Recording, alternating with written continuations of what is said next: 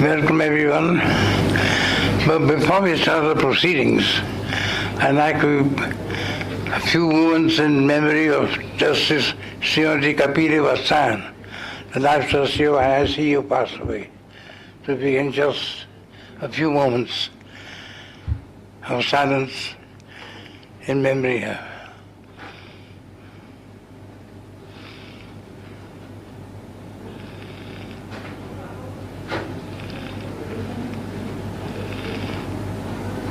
Kapila Vasan was the life soul of the IIC. She was 1 year younger than me, older than me, and she passed away. COVID? Kapila Vasan. I know. It's COVID? No. Weakness, general weakness.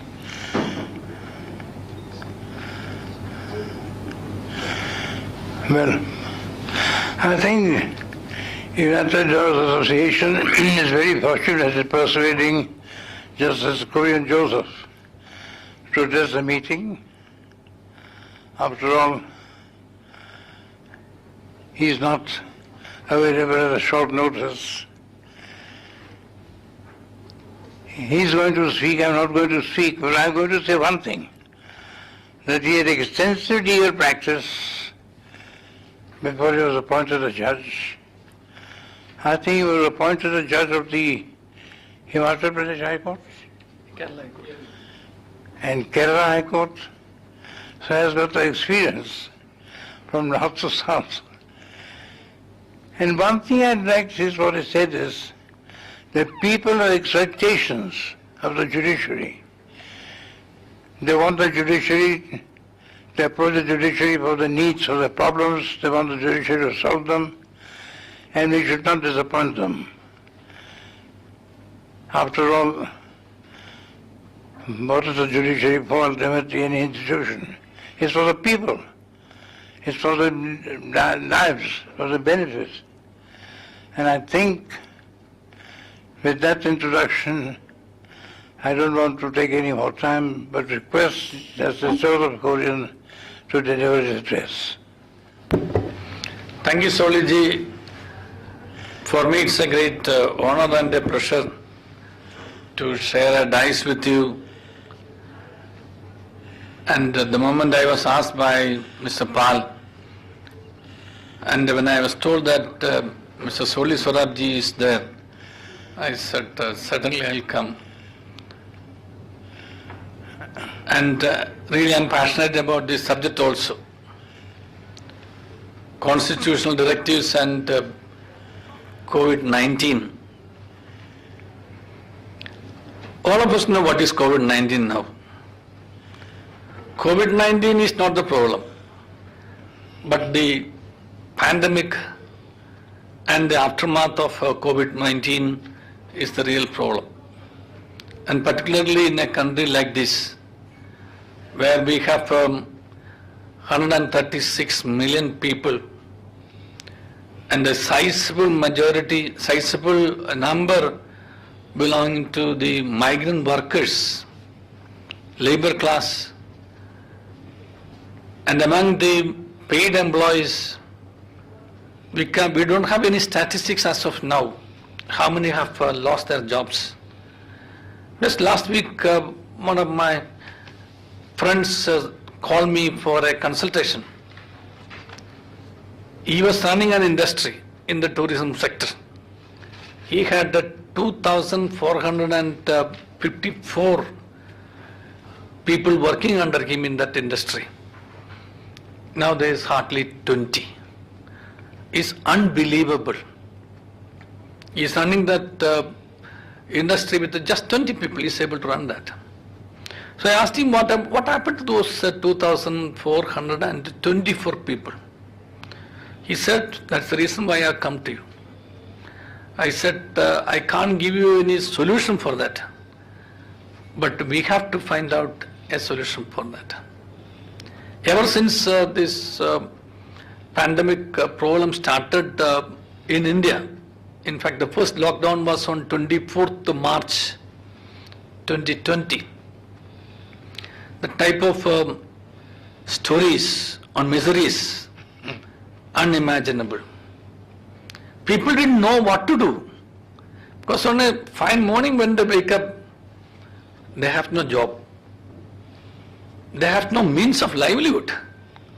Those rickshaw pullers, those auto rickshaw people, those small time car drivers, the payment dealers, all those small time people. I used to, when I go to church every day in the morning, I used to see a man on the cycle with a whole lot of this small what you call tin sheeted things made just for the what you call parrot cages.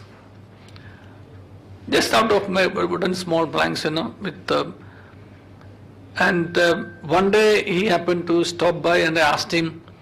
He said, every day I make 50 and I get about 250 rupees a day. And out of that, I have to lead a family or sustain a family of my wife and 3 kids. 2 of them are in the school and one is set to go to the school. So when I was thinking about him, I was also deeply distressed, deeply distressed. So what happens to that poor man? Because he had no other savings.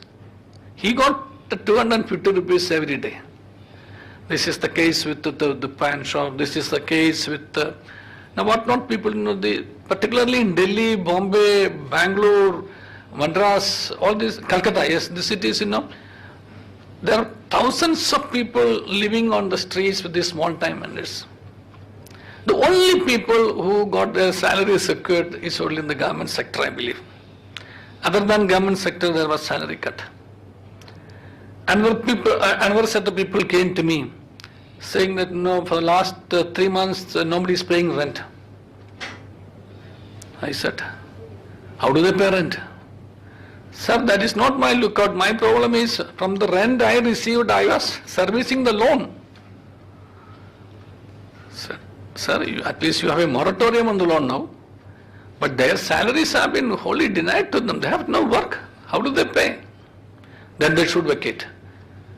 After vacating, where do they go? They can't travel now and they cannot go anywhere also now. So I tried to convince him the human aspects of this problem. He came to me for consultation on the legal aspects, but I tried my best to convince him of the human aspect, elements, human issues involved in this sort of a situation. And thus in Delhi, maybe within a couple of days of this pandemic, we started a WhatsApp group called Distress Management Collective. And this Distress Management Collective India, in fact, it was earlier also because people like all of you listening to me might know the problems the people in South, particularly Kerala, faced a couple of years back in the flood. So we had a lot of flood relief operations in Delhi. So we had those people, and then same people, and came into WhatsApp, and we started this WhatsApp group, Distress Management Collective, and we started our own little way of helping people to find out people who have been stranded, to find out people who are on the road, because people didn't know what to do. So the children, women, aged, sickly, or otherwise, all of them started simply fleeing away. Where? They don't know. Where will they reach? They didn't know. How many miles? They didn't know. Where do they get? What do they get on the way? They didn't know. So it was such a situation where I called a couple of legal service authorities and asked them that this is the situation where organizations like you should spring into action, because this is the legal service you have to provide. Legal service does not mean a legal aid. Previously it was known as legal aid. This is not a legal aid situation. This is a situation where you have to protect their dignity, if not their lives. Because I could not imagine the way the people, the stories on those days. That was one situation. The other situation was, people getting affected with several types of peculiar types of attacks of pneumonia or other things. They didn't know what to do because no hospital was prepared, no clinic was prepared, no doctor was prepared, no nurse was prepared at the initial stage to nurse or to administer the medicine or to. All on a sudden, I used to go to a poor barber shop. In fact, he had my telephone number with him. After a month, he called me, sir, my daily income was from this shop, but the shop is closed now for 1 month. I find it difficult to move with the family, so I'm trying to contact one by one, whosoever number I had, I'm trying to contact. But my landlord told me, no, you cannot permit anybody to come in. I said, I'm not permitting my hair to grow. Hair grows on its own. So I should manage it. Otherwise, you should help me. So finally, I could manage that landlord. I could convince that landlord and got that barber inside and had a haircut. And it was not for a haircut for me, but actually a bit of a solace to that poor person whose phone call still resembles in my ears. This is not my story. This is actually a story told to me by a friend of mine. Fortunately for me, I could manage at home, and after a couple of months, of course, I went to the barber shop where this man used to assist me or attend to me. Well, this I'm saying. So all on a sudden, we came to a situation, and the situation where agriculture produce. This is our situation.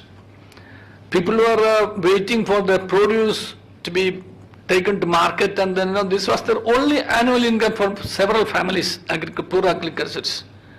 No trains, no trucks, no vehicle on road. There is hardly any mechanism to preserve. So this happened in Kerala also. I know a lot of pineapple growers in Kerala. They suffered heavily. In the north, I know these apple growers, they could store, but that is not the situation in Kerala or south, where they were hardly prepared for any storage system of their pineapple or mango or such fruits like that. So I'm saying this is a situation where everyone has been affected. So in such a situation, what is the duty of a welfare state? So I just gave a little background of, I wanted to know the story of the least, the last and the lost. Those people who had to face an unexpected shocks in their lives. And I don't want to deal with the story of the migrant workers. Fortunately, though belatedly, the Supreme Court also came to their assistance. Now things are under control. But those days, what we were doing is we were trying to contact all those civil society movements and organizations and well-meaning public to come out on the road with maybe plus one packet of their food or taking a share of their meal and be on road and try to help them. And I had thousands of such stories of people taking an extra food, preparing an extra food at home and coming out on the road and then just sharing those meals with them. And that was the only thing those poor people got. Those lakhs and lakhs of people who were simply walking on the road without food, without water, without the proper sanitation facilities, or without a facility to change their dress or cleanse themselves. And how many suffered, how many died, nobody knows. Well, what was the duty, or what is still the duty of the welfare state? Can the state leave everything like this, Because extraordinary situations should have extraordinary responses, as the Honorable Chief Justice Bobde once remarked. This is an extraordinary situation, so extraordinary responses should also be there. Extraordinary responses should be there not only from the executive but also from the judiciary, because as the guardian of the Constitution, I believe the judiciary had a greater role, or still has a greater role to play. So what's the guardian? What's the guardian's role? Let every one of us understand. We don't require any interpretation of any statute to understand. Guardian just takes care of their wards, his wards, protects them, takes care of their interests, and stands up for the ward. Well, did the guardian do this duty, or does this guardian do this duty? I would like to include this executive also, because we belong to a welfare state, and we have the directive principles of state policy. They are not fundamental rights, no doubt, but those are the dreams of this country. Upon those dreams only this country has been built. That's why the constitution makers rightly said, the nevertheless fundamental in the governance of the country, and it shall be the duty of the state to apply these principles in making laws. So in the governance of a state, a welfare state, these directive principles shall be the guiding light. Was it so, and is it so? This is a question we have to ask to all the organs, the executive, the lawmaker, and of course the guardian, the watchdog, the judiciary. Well, it's not too late according to me. Well, we had certain issues, because we never were prepared to face such issues. But still we have time. Still there is an opportunity to show what the constitutional dreams are about the lost and the least in this COVID pandemic situation in terms of the directive principles. Now Article 38 says, the state shall strive to promote the welfare of the people by securing and protecting as effectively as may a social order in which justice, social, economic and political. This is from the preamble also.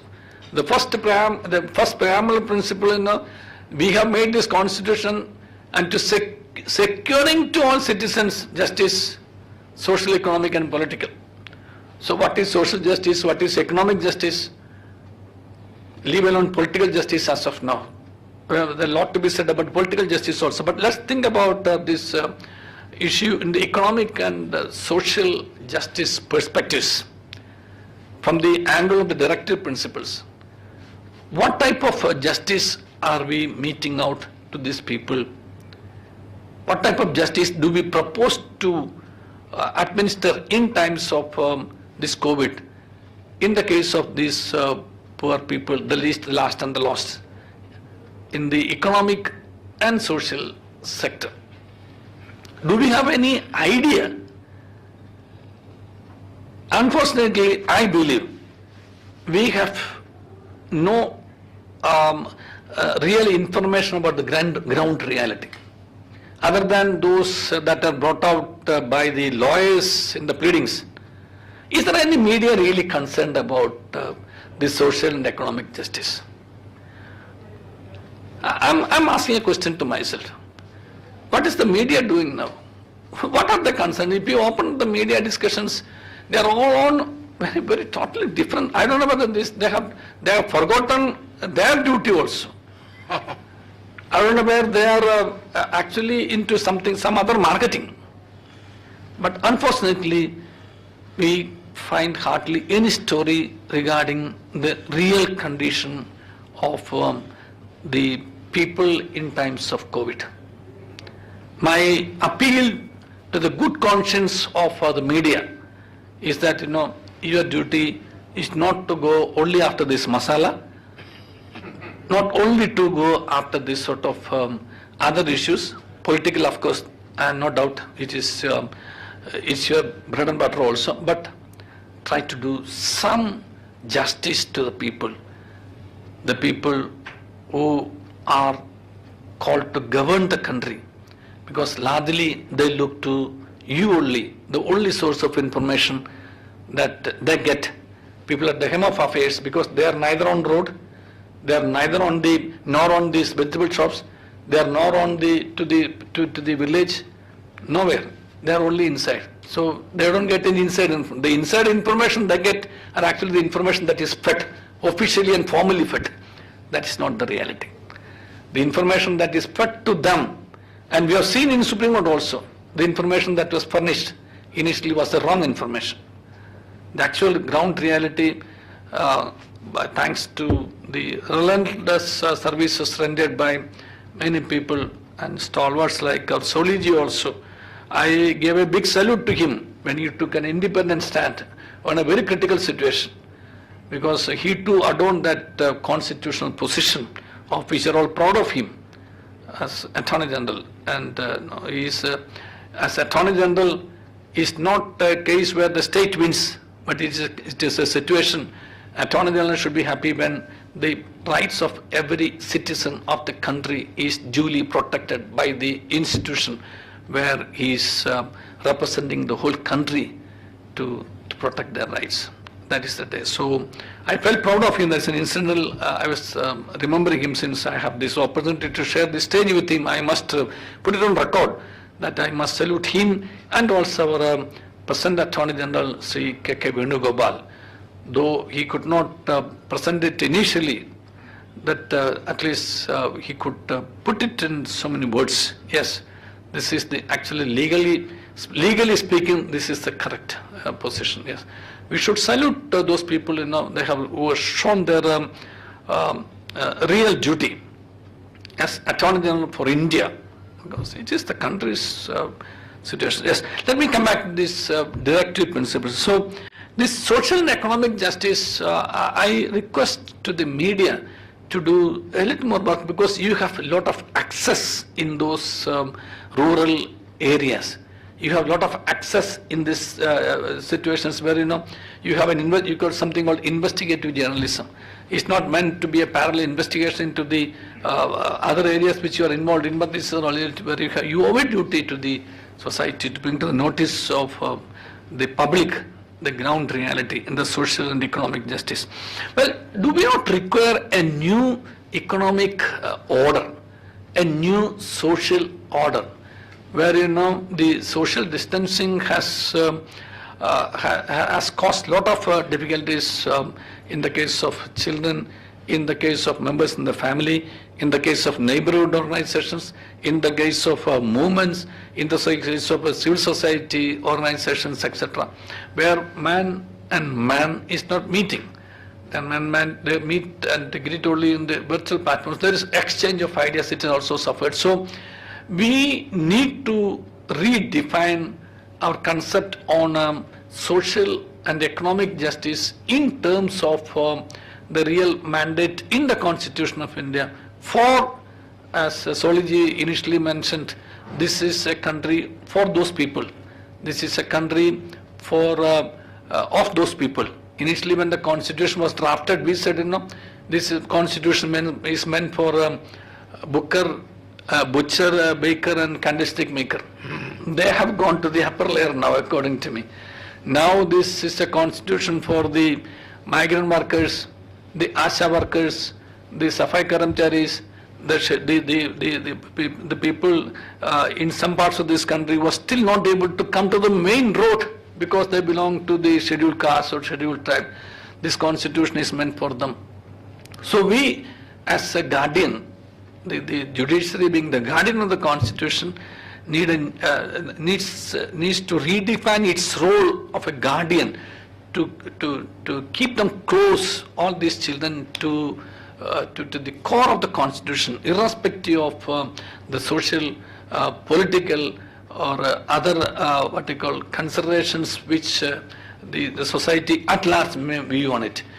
For the judiciary, they should be in a position to be constitutionally objective rather than subjectively constitutional.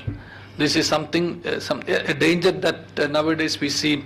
The judiciary seems to sometimes think to be subjectively constitutional, where they are called and appointed to be constitutionally objective.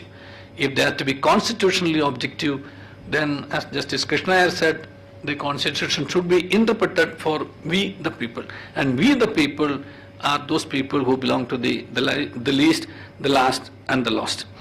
Well, social, economic, and political justice, and minimize the inequalities in income and endeavor to eliminate inequalities in status, facilities, and opportunities not only amongst individuals but also amongst groups of people residing in different areas or engaged in different vocations.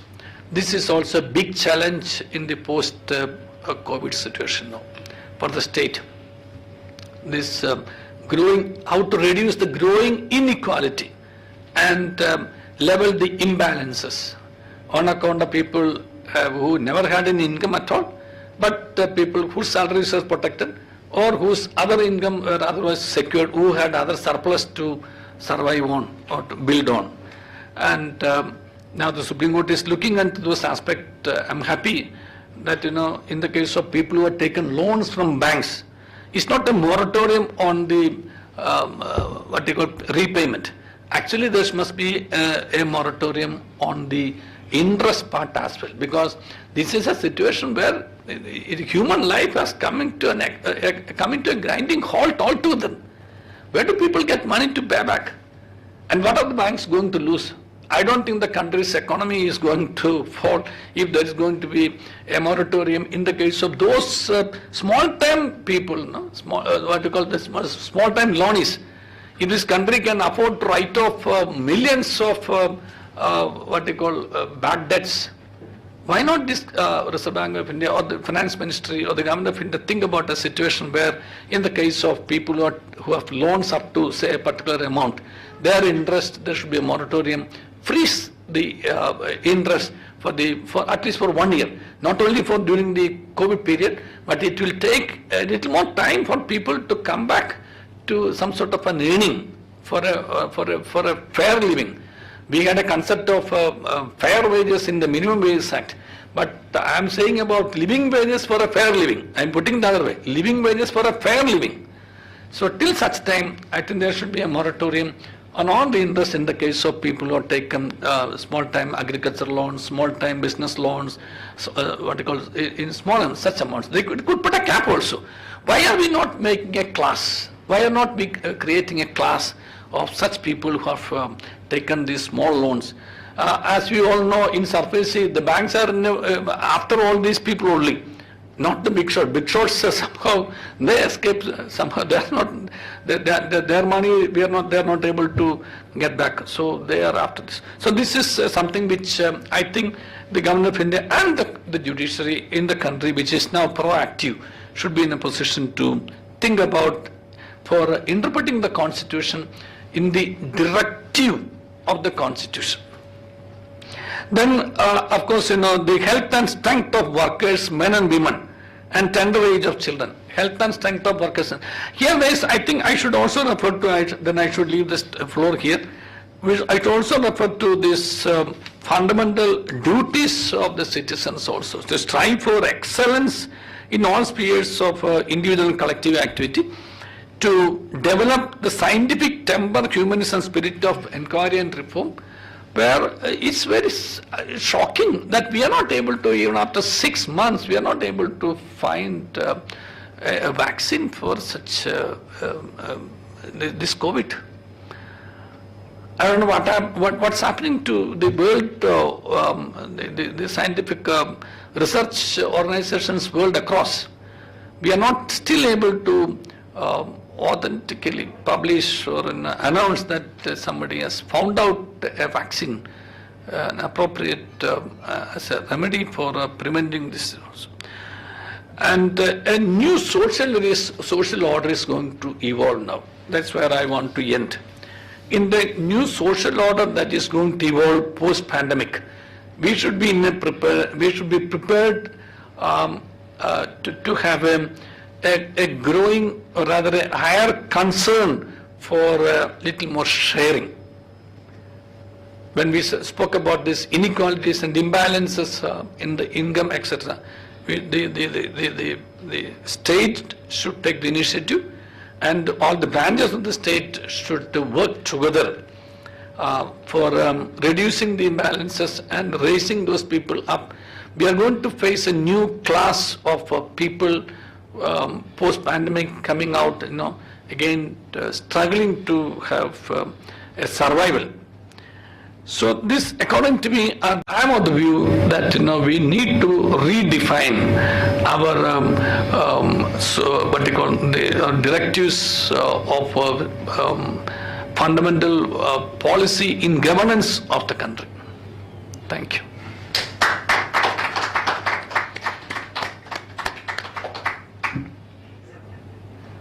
Sir, what I wanted to ask you was that so far, directive principles have been treated as fundamental in the governance of the state, have been understood as the duty of the executive, and they shall not be enforceable in a court of law. But from your presentation,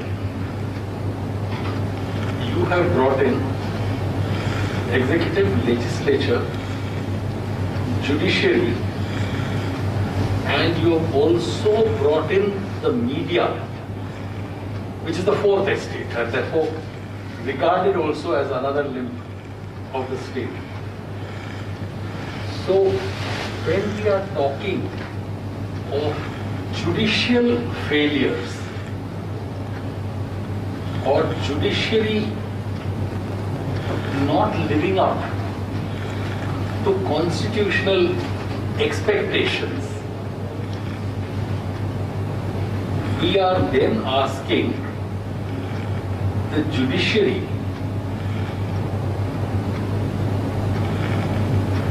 to make those directive principles enforceable through its orders. Would that be a correct constitutional interpretation? And is the present situation throwing up such a dilemma for the first time on such a major scale?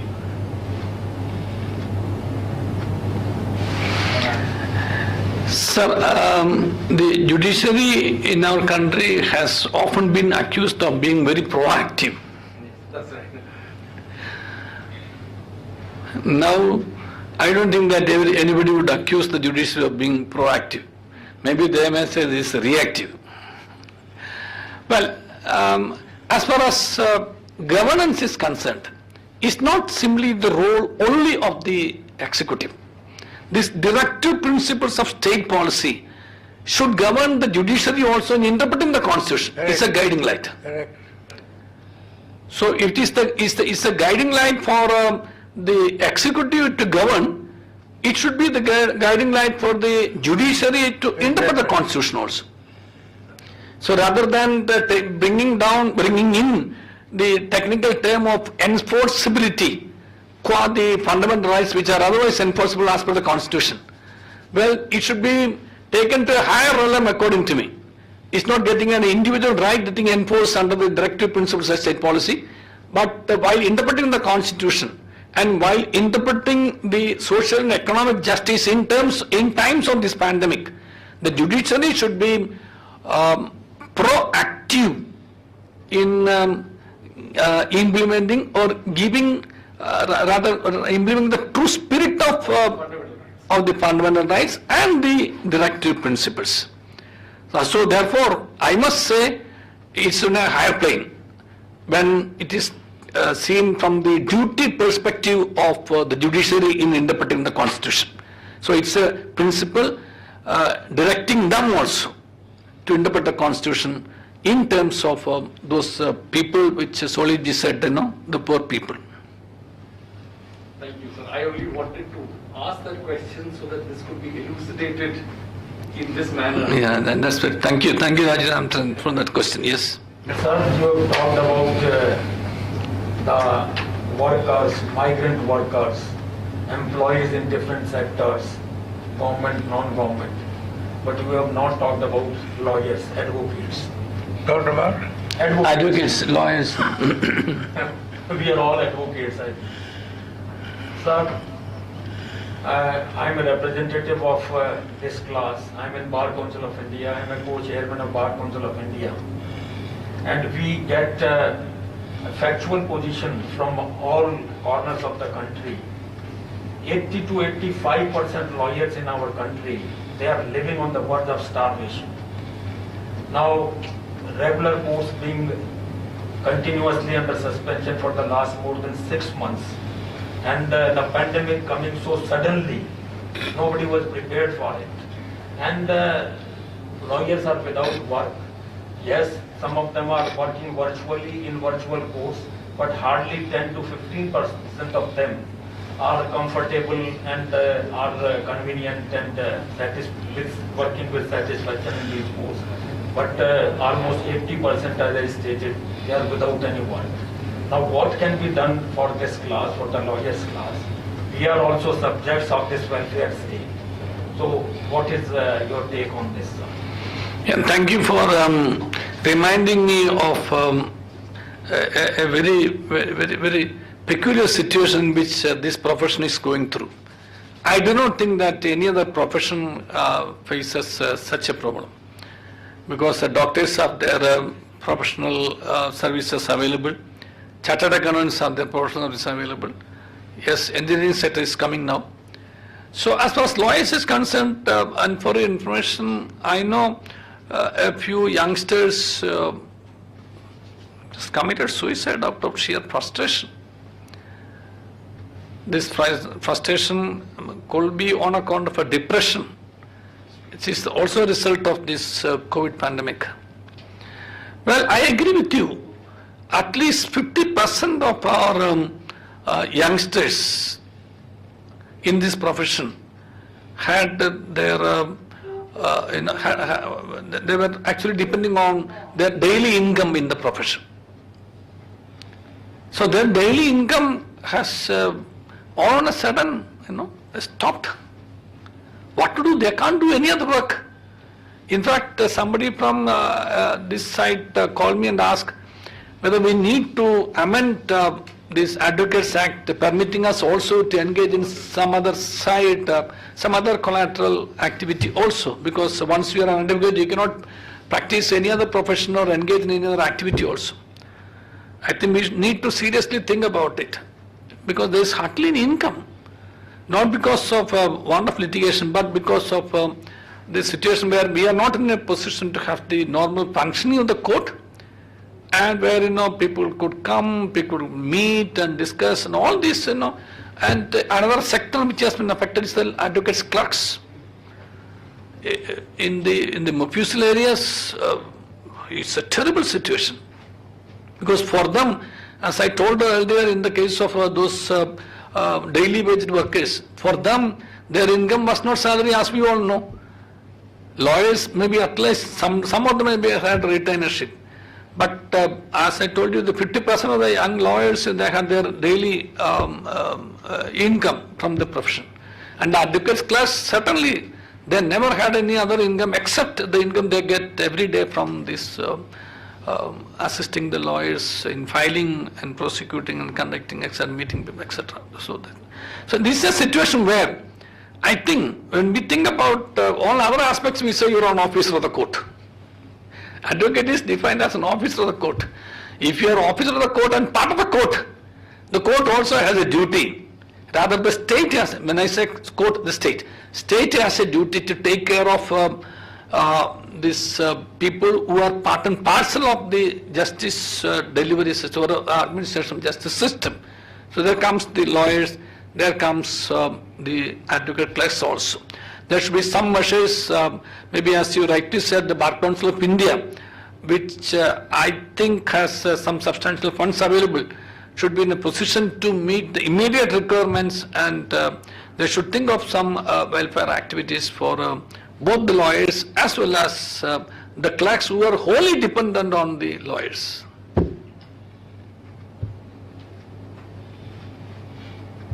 Yes, sir. Sir, I have one small question. Introduce yourself. Sorry? Introduce yourself. Vishwajit Bhattacharya. Sorry, I should have. Vishwajit Bhattacharya, Vice President of United Lawyers Association.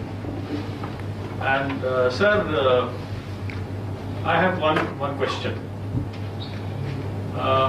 My question is, in this pandemic The single point which has afflicted the entire country is lack of funds and economic activity. As the distinguished chairman of Bar Council of India also can print notes, but unfortunately that is not being done. Sir, what's your view? Is it time that judiciary should enter into economic thicket of the country? Mr. Bhattacharya, I would respectfully have a different note on that. Right, sir. In the sense, economic policy does not mean getting surplus money by printing notes and simply by distributing cash. It needs a lot of thinking in between. But on principle, I agree with you. These are the times that the state should rise up to the call and see that people have something in their hand for their living. To that action, I definitely agree. But how best to implement it? I don't think that the way you suggested, the way we are thinking about now will be a right policy. But something. Universal basic income is one concept. Yeah, that's why I said. For the bottom pyramid in the country, the poorest 30-40%. Yeah. And it's time to introduce universal basic income. Yeah, basic. Every citizen, every person has a right to live and live with human dignity, 2 square meals a day. Right. Roti kapda makan, yes. We used to say that, I agree with you because in the preamble itself, it says, the Constitution assures to everyone fraternity, which is revolving on the dignity of the individual. The dignity of the individual means, a person living at least lives with a bare minimum dignity, having had, if not 4, at least 2 meals a day. At least 2 meals a day. But in these times, people are settling. So how best to work it out? I agree with you that, it is high time that the welfare state and the judiciary thought about it. The whole, see, when we used to accuse of the judiciary being overactive, it's not simply being on the activity judicial review. Allocated for beautification of Lutyens Delhi, for bullet train, 1,10,000 crores. I mean, is it the time to spend money on these things? Yeah, so the activism should be shown in the matter of executive inaction as well. The whole area that you suggested now is in respect of the executive, the inaction on the part of the state. So in that area also, the judiciary as a guardian should be in a position to interpret the Constitution and give vent to the constitutional aspirations in this post-pandemic situation. Yes. Thank you, sir. Only for one question. That there is a right to education, which is also a part of the Directives of state. Right to what? Education. That aspect, students could not, malnutrition was there for children, due to which they have suffered from COVID-19 itself. Second aspect was rights of minorities in COVID-19 situation. They have been violated in a very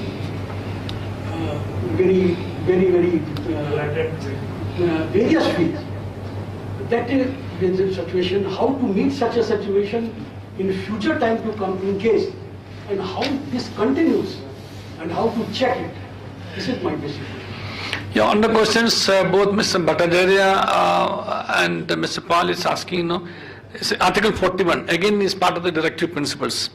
The state shall, within the limits of its economic capacity and development, make effective provision for securing the right to work, to education and to public assistance in case of unemployment, old age, sickness and disablement, and in other cases of undeserved want.